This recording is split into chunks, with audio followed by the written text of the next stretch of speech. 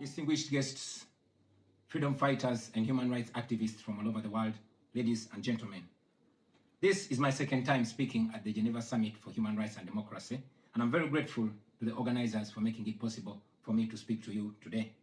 In 2022, I spoke about a country that I call home, Uganda, a nation of 50 million people living under the violent military dictatorship of General Museveni, who has for 40 years twisted the law and used the military to stay in power. I told you of how I ran for president against him in 2021, how it was the most violent political campaign yet, and how he massacred hundreds of our people on the 18th and 19th of November 2020. How he shut down the internet on the eve of the election, imprisoned me inside my home for weeks, and then declared himself winner of the 2021 presidential election. Now, it is 2026, and here I am again, speaking to you at the Geneva Summit. Nothing has changed for the better, only going from bad to worse. Despite what happened in 2021, we were driven by hope to give it another try. So in 2025, I announced that I was running for president again. For 112 days, I traveled across the country campaigning, and the population turned up overwhelmingly. Yet again, our campaigns were violently attacked, our supporters were murdered, we were blocked from reaching many places, and were also blocked from several media stations. As usual, Museveni shut down the internet again, this time 3 days to the election. And what happened thereafter was not an election, but a military operation. The election was so rigged to the point that even at the polling station where Museveni voted for, he got much more votes than the actual registered voters in the register. Our polling agents in several places were arrested and whisked away. Several of our party officials were arrested and many abducted. 2 female deputy presidents of our political party were abducted and held incommunicado in a military barracks for 3 weeks before being thrown into a prison where they are languishing right at this moment. The military was deployed on our streets, shooting on spot whoever dared to challenge the criminality. It was under these circumstances that Museveni yet again declared himself winner of the election, this time with over 70% of the vote. Right now, I'm speaking to you while in hiding. This is because as soon as the election was finished, Museveni's son, who is also chief of the Ugandan military, issued an order to take me to him, dead or alive. The military acted on his order and raided my home. They tortured my family members, humiliated and undressed my wife, accusing her of hiding me. Meanwhile, they were recording and taking pictures of her, which the military chief later on shared on Twitter and bragged about capturing my wife. They also took over my home and surrounded it, and they are occupying my home as we speak right now. My wife and children had to flee the country for fear of their lives. I am in hiding, but I don't want to be in hiding. It was necessary though, so I can stay alive and be able to speak to you right now. I've said it before and I say it again, that I'll resurface at the right time in my country. I feel like the international community has abandoned us. They've ignored us and they've left us to the fate of dictators. When I ran for president in 2021, Museveni and his thugs denied their crimes. They killed our people and denied it.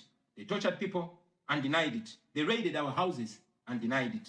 General Museveni has been a smart dictator because he puts on a suit, goes to the West and to the UN, speaks very nicely about democracy and human rights, but realistically, he does not mean any of those. He talks about our so-called Human Rights Commission in Uganda, but the same person closed the UN Human Rights Office in Uganda 2 years ago because they dared to question him about his atrocities. Now that is how he has been able to maintain a facade of democracy for 40 years and counting. But now Museveni is 83 years old, and his 51-year-old son, Muhoozi Kainerugaba, commands our military, the Uganda People's Defense Forces, more like Uganda's defense against his own people. And he's effectively in charge. Unlike his father, Muhoozi does not play the role of a good dictator. He openly and shamelessly says despicable things on social media.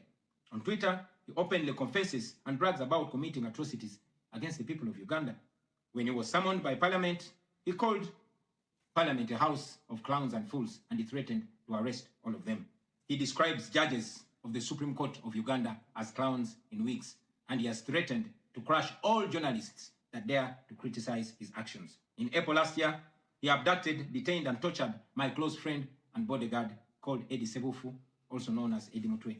He later on posted on Twitter naked pictures of Eddie boasting that Eddie Mutwe was in his basement learning Museveni's mother tongue, Bunyankole. Last month, he bragged about killing 22 of my friends, and he said that he's praying that I am the 23rd person for him to kill. In other words, Museveni and his son no longer fear international retaliation for their crimes. They've been so emboldened by your lack of action. They know that they can murder their own people, imprison them, torture them, remove their fingernails, push needles down their testicles, and nothing will happen to them. Now, they're using rape as a weapon.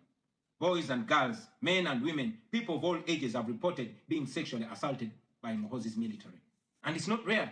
The majority of the people that they capture and unlawfully imprison have reported being raped, whether men or women.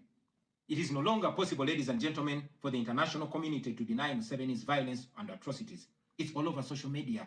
And today, I am talking about it to you. Now, this is our call to action. The way I see it, if the international community continues to be complacent, then Uganda will go from bad to worse. Museveni and his son's military will massacre many more innocent Ugandans. You, ladies and gentlemen, in the Western world, will be forced to grapple with millions of Ugandan refugees pouring into your countries. And maybe then, the international community will come and commiserate with the people of Uganda, just like they did after the genocide in Rwanda, but it was too late. The second option is that the international community rises to the occasion. You stand by the values that you profess, democracy and human rights. You can rein in on General Museveni and his son through targeted sanctions, as well as financial and legal pressures. Ladies and gentlemen, Ugandans are not seeking for pity. Ugandans are only seeking to see the world take action against the individuals that have violated their rights for far too long. Those that have abused democracy with impunity should be the starting point. Please sanction these individuals. Sanction General Museveni. Sanction General Muhoozi. Sanction all the police and military officers that are responsible for gross human rights violations. Sanction those commanders. Sanction the judicial officers that have aided criminality through deliberately misinterpreting the law or skewing it. Those that normalize electoral fraud.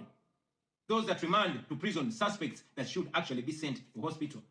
Sanction these individuals because their combined efforts in the last election effectively give autocracy a blank check to rule over the people of Uganda for 5 years. We call upon the international community to treat General Museveni exactly how they treated Idi Amin, because Idi Amin did what he did to Ugandans for only 8 years. Museveni has done much worse to the people of Uganda, and it has been for 40 years and counting. Because of the inaction of the international community, Museveni's mode of dictatorship and human rights violations is being seen as acceptable in the region, and it must be stopped before it is exported to other countries in the region and in the continent. We ask the international community not to recognize Museveni's regime because it is not legitimate.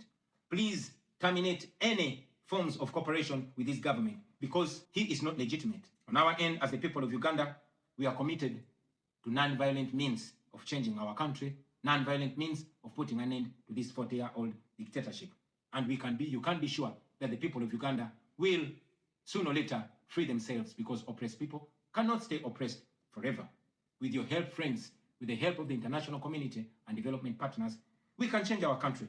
We can liberate Uganda before it is too late. I thank you for listening to me, for God and my country.